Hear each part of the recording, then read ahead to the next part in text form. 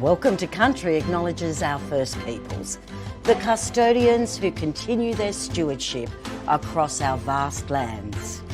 We invite you to be our guests and make a true connection.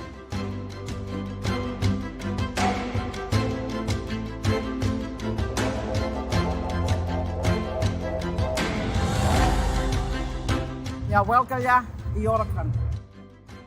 Aminjika. Yapalina. Yumbro. Nanga.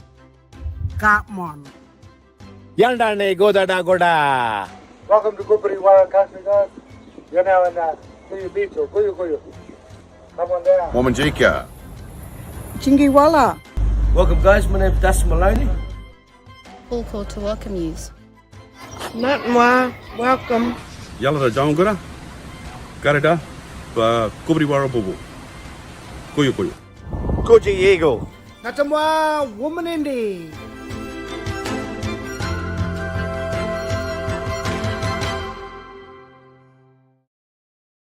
Hi, I'm Rhoda Roberts, a proud Widgeable woman and a member of the Welcome to Country Board.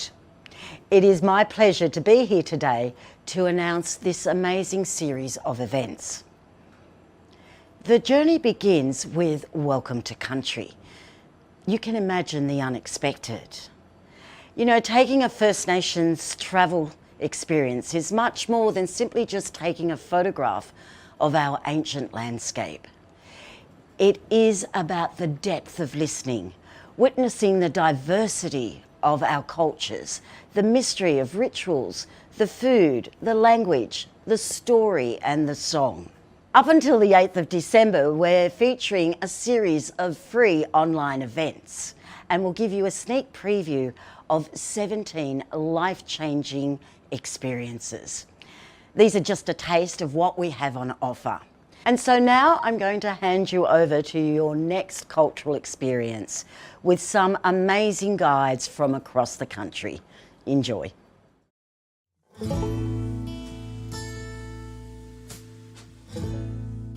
Good morning, my name is Renee Cawthorne and I'm an Aboriginal woman. My family come from Albury, New South Wales. And before I begin, I would like to acknowledge the traditional custodians of the land and the waterways where we meet today. So I'd like to pay my respects to the Cadigal people. The Cadigal people have a really intrinsic but very special connection to this area and particularly to this plant. So this plant is called the grass tree or the Xanthoria tree, and it's known to the Gadi people and it has very significant uses. So the grass tree, the Cadigal men are men of the grass tree, and the Cadigal women are Cadigalayan, which is women of the grass tree. So this plant, they could use the stalk to make their spear shafts because it's nice, light and durable and it floats. You can see that it's starting to get these beautiful flowers on there during springtime. There's white flowers, white and yellow flowers that flower from the stalk.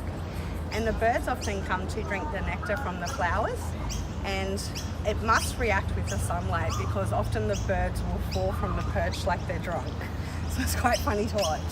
But we can also soak that stalk in some hot water to make a nice sweet drink or some nice sweet tea. You can use the leaves for weaving.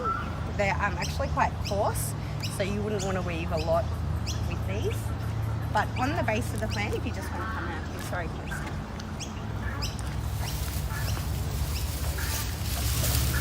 So if you can see at the base of this plant around here, it's kind of sticky, and that's called resin. And so resin is kind of like the tree sap, but it has a different chemical consistency. So the resin is used like a glue to bind our tools and our weapons together, but also to waterproof them. So this tree's got, there's an auntie from the South Coast and she talks about 24 different uses of this plant to make a baked dinner. So it's got some really beautiful stories and it's very significant. And these ones here in the gardens are huge, aren't they? They're massive. So you can get, I think there's over 70 species of Xanthoria.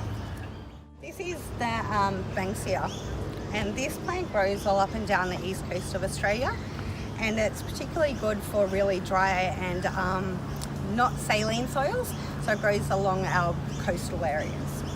And this plant has many different uses. It actually needs fire to spread and disperse its seeds. And we can also use this flower here as a torch when we're walking through the bush. So we can light it up and it will smoulder as we're walking and provide the light for us. Now, it also gets some beautiful sweet flowers in the nectar, in the flowers, and you can soak that in tea to make a nice sweet drink. And another use for it is a hairbrush. So I'm just next to this bajul, which is a paper bark tree. And this tree is quite very special because it has many different uses. So we'll just remove the paper bark from the outside. If I can find a bit here that I can remove and show you. And you can see all that white powder that's just come from the tree there. That white powder has antiseptic and antibacterial properties in it. So it can often be used to treat your wounds and your sores. So you would use it as a bandage, and then it has many other uses as well. So we could use it for cooking. And basically, if we were going to cook our fish in it, we would have a big long piece of paper bark like this. We would wet it in water first, so we would soak it so it's nice and wet. We would wrap our fish in it, and then we would chuck it straight on the coals or into the fire. Now, the wetting of the paper bark is actually quite useful because it times how long it takes for your fish to cook. And it also removes the scales from your fish when you open up the paper bark. So it's really quite cool. Can also be used for women's sanitary needs, toilet paper and baby snappies.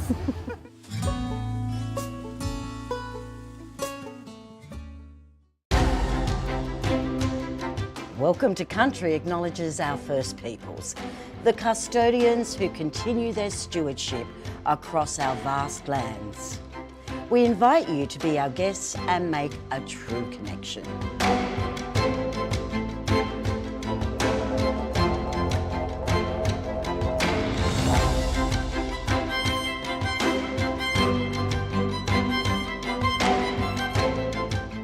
Welcome to Country is a non-profit organisation. It's at the helm of an Aboriginal man and it's run by Aboriginal staff. All Australians should be passionate about our own country, and Aboriginal culture is a key part of that. We are the original storytellers, and if everyone understands that message, I think that we'll have a far better future for all of Australia. It's about learning and connecting. As we know, it's the oldest living culture in the world. Simply is the premier site to find amazing experiences and great products around Aboriginal and Torres Strait Islander Australia. You've got to have a great website. So what was needed was to have a common platform that could do the marketing, the sales, all those things that small businesses, whether they're Indigenous or not, struggle over. So people can focus on the thing they're passionate about and deliver that business. It's about creating employment and economic opportunities for the community. That's the number one thing. The best thing is by purchasing from us, they are directly giving back and supporting Indigenous communities, artists and their families. The key is to enable them to stay on their country or in their city and be able to give them a platform to really flourish and create self-sufficiency. It is basically self-determination and learning about country through the narrative of our lens. We're not doing this because we want to put money into our pockets, but rather we want to see community benefit from what we're doing.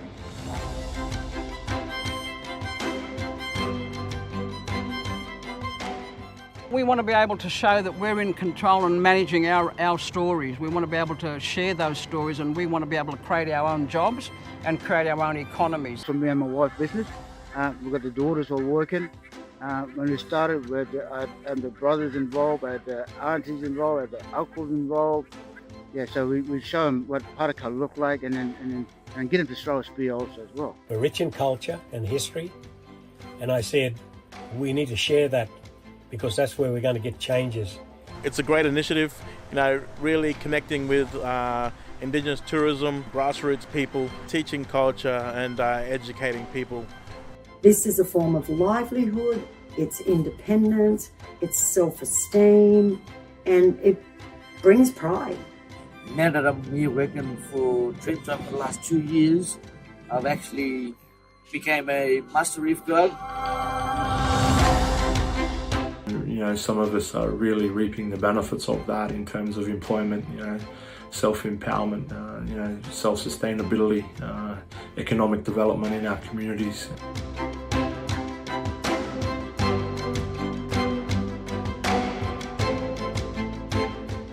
It is really time that this country started to embrace the importance, the knowledge, the power and the beauty of Aboriginal culture. I have always wanted for non-Indigenous people in this country to actually experience, meet and connect with Aboriginal people. When you visit a destination, you hear that local story, you feel the seasons, you witness the passion that people have on the land that has been there since time immemorial. There's nothing quite like it. Anytime any Australian's looking for an Aboriginal or Torres Strait Islander cultural experience, the first thing they'll think of is welcometocountry.com. To continue your journey and make a true connection right across Australia, visit us